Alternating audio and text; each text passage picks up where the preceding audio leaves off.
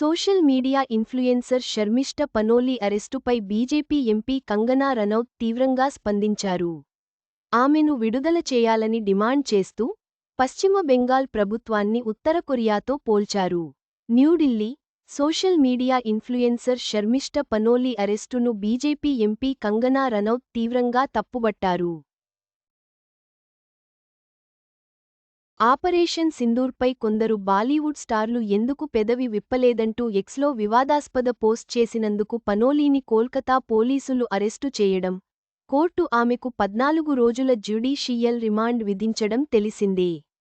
పనోలీ వాడిన భాష అభ్యంతకరమే అయినా అందుకామె క్షమాపణలు చెప్పారని కంగన గుర్తు చేశారు. కనుక ఆమెను విడుదల చేసి దీన్ని ఇంతటితో వదిలేయాలని పశ్చిమ బెంగాల్ ప్రభుత్వాన్ని డిమాండ్ చేశారు.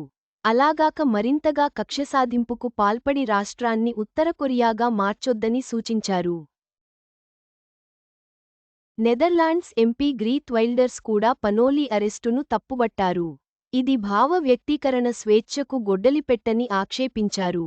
ఆమె తక్షణ విడుదలకు చర్యలు తీసుకోవాలని ప్రధాని నరేంద్ర మోదీకి విజ్ఞప్తి చేశారు.